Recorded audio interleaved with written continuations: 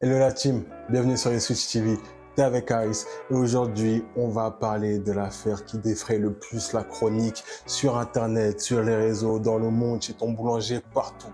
C'est l'affaire Will Smith contre Chris Rock. On a vu Will Smith, il a mis une bataille à mon colo sur la joue de Chris Rock après qu'il ait fait une vanne sur l'alopécie de sa femme. Will Smith, il n'a pas besoin d'introduction. On le connaît tous, c'est notre yaya à tous, c'est notre grand à tous. On a grandi avec le Prince de Bel-Air, on a regardé des films comme Wild Wild West et j'en passe. Donc Will Smith, voilà, un rappeur, acteur de renom. Chris Rock, légende du stand-up. Et malheureusement, il s'est passé ce qui s'est passé. Et alors que j'étais posé, tranquille, en train de boire mon fustier et manger quelques madeleines, oui, je prends mon goûter, il y a quoi. Je me suis demandé, est-ce que c'est pas la fin du roasting, des vannes comme on les connaît? Parce que y a beaucoup d'éléments qui commencent à de plus en plus menacer les humoristes. Pour comprendre ça, ce qu'on va faire, c'est revenir un peu plus sur le contexte des USA. Comment ça se passe au niveau de l'humour là-bas? En fait, l'humour US, il est très souvent controversé ou dans la polémique. C'est ce qu'ils recherchent en fait parce que ça te permet de te donner du buzz et de la visibilité. Là-bas, qu'on parle de toi en mal ou en bien, l'important, c'est que l'on parle de toi. Ça date pas d'hier, hein. Il y a des humoristes comme Richard Pryor qui ont utilisé cette méthode de la controverse, de la polémique. Richard Pryor, quand il a commencé dans les années 60, c'était un mec tout propre sur lui, tout calme, posé, tranquille. Ce qui se passe au milieu des années 70, il commence un petit peu à se libérer, à parler de drogue, à parler de problèmes raciaux dans la société américaine, à avoir un ton un peu plus graveleux, un peu plus sale. Et ça a été tout bénef pour lui. Dans la décennie qui a suivi, au niveau des années 80, c'est devenu une tête d'affiche. C'est devenu l'acteur le mieux payé à Hollywood. Un autre élément qu'il faut comprendre dans la culture de l'humour américaine, c'est qu'ils ont la culture du roast, de la vanne. Chez eux, la vanne, on la retrouve à plusieurs niveaux.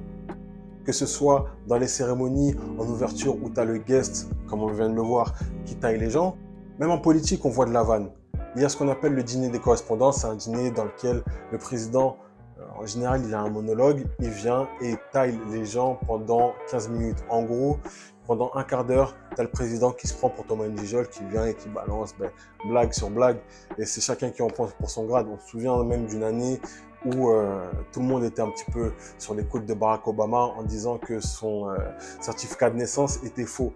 Lui, ce qu'il a fait, il est venu et il s'est mis à tailler tout le monde. Et à un moment, il a dit « Attendez, je vais vous montrer une image de ma naissance. Vous pensez que le document est faux ?» Il a diffusé des images du roi lion.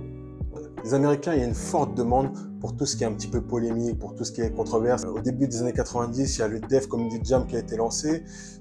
Ça a été produit par Russell Simons et c'était du stand-up. Les comédiens, ils venaient et ça a lancé leur carrière même. Il y a des grands noms qui sont passés par là. Je pense à Chris Tucker, Bernie Mac, également Martin Lawrence. Et en fait, ce concept-là, ça a été repris en France sous le Jamel Comedy Club. La polémique autour du Def Comedy Jam, c'est que c'était très vulgaire, avec les codes du hip-hop de l'époque, mais pas le hip-hop disco qu'on connaît où tout le monde danse. Non, là, on est dans le hip-hop gangster. Et il y a des gens qui sont montés au créneau, qui ont dit, là, par contre, va falloir se calmer parce que c'est un petit peu trop urbain, c'est un petit peu trop hip-hop et ça donne une mauvaise image de la communauté noire. Et l'une des personnes qui a hurlé ça en premier dans les médias, c'était Bill Cosby. Ouais, Bill Cosby, j'essaie.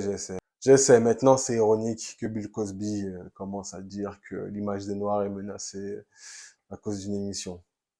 Comme si lui, il avait...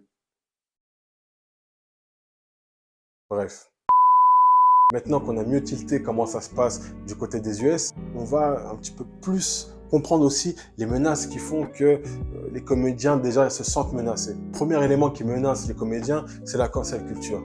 La cancel culture, on en entend de plus en plus parler parce qu'il y a différents groupes qui apparaissent et qui s'opposent aux artistes s'ils estiment que l'artiste a eu un contenu un petit peu extrême ou haineux. Ce qui se passe, c'est que tout ce que l'artiste a proposé va être gommé de l'histoire et l'artiste se retrouve en galère, il ne peut plus vivre de son travail.